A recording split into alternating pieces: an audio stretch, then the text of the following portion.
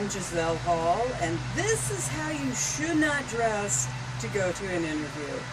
Managers don't like this. So, I'm going to restart everything, and I'm going to show you how you should dress. So, I'm going to get my hair done.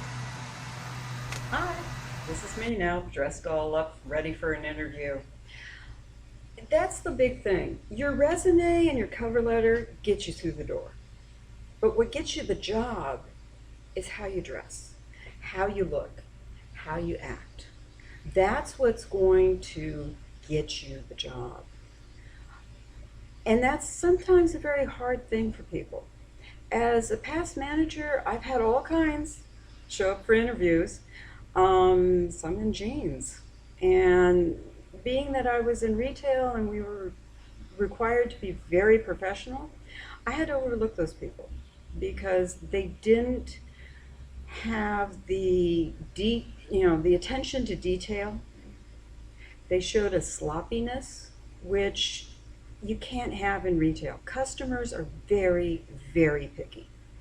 And they know when an employee is bored, when an employee doesn't want to talk to them, when an employee gives the attitude of, I don't care. And that's the big thing in retail. You have to care. That customer is there because they want you to help them. And so you have to focus on that customer. And dressing right, according to the business that you're working for, is the best way of showing the customer and showing the company that you actually care, that you want the job, that you care about your job. And you'll move up. Simple as that. It does affect people's responses.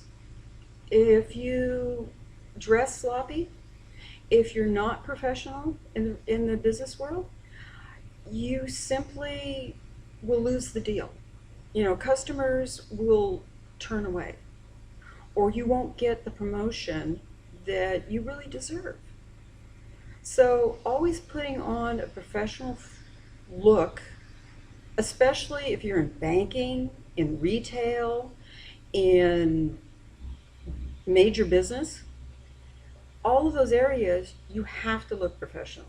And the minimal, in many cases, is a nice white shirt, a jacket, and black pants. In most cases, that's the minimum. For women, wear a little jewelry, no cologne, please, no perfume, if you can, because a lot of times, and that includes the men too. Some of that stuff really is only for evenings, I tell you. But you have to be respectful to your coworkers.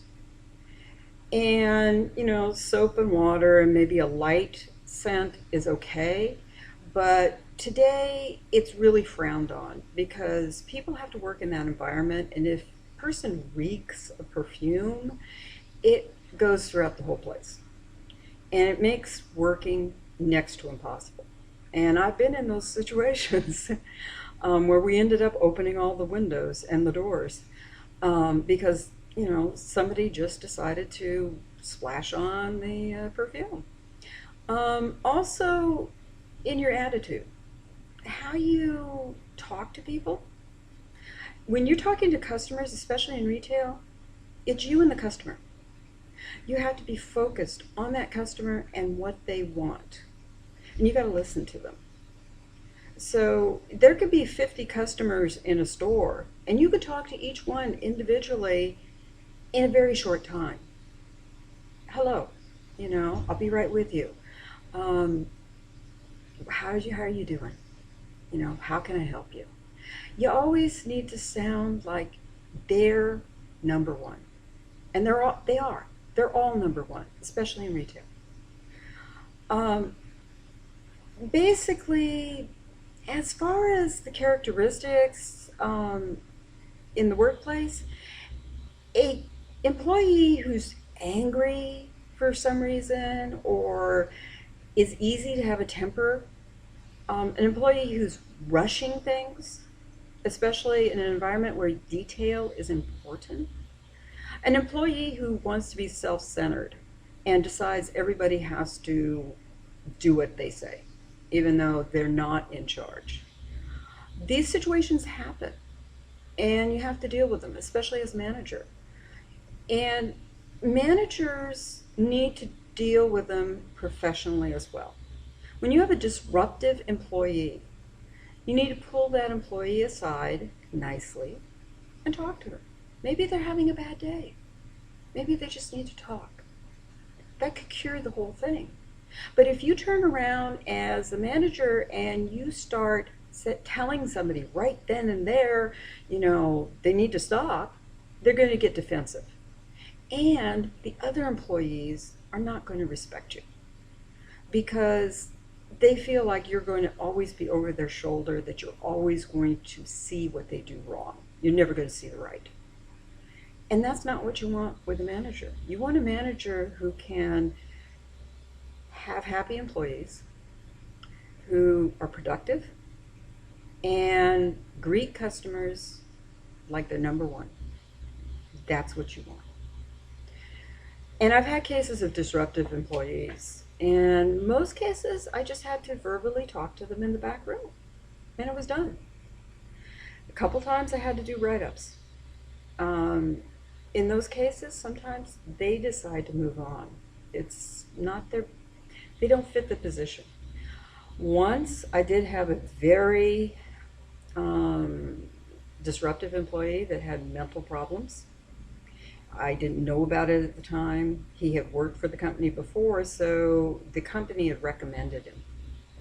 But it turned out he had temper problems. He had anger issues. And it was very hard to deal with him. And you will find those type of employees where sometimes you got to call security. And that's about the best you can do.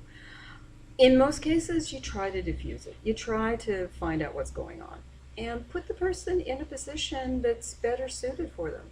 Sometimes people are not very good in front line. They're better in the back line. They're better in the office, helping to stock things, helping to keep the flow of the paper going, to take orders. Not everybody is a salesperson. Not everybody can stand there and talk to customers all day long. And yeah, it gets tiresome, but you can't show it. The last customer you meet has to be just like the first customer you met, with all the smiles and, hey, how you doing? What can I do for you? That's how you should always be with a customer, from the first to the last, always that way. Anyway, here I am, all dressed up, my hair done. It's a little redder than I wanted, but I had it professionally done. But in the meantime, I've enjoyed doing this, and I hope you enjoyed the entire discussion. Take care.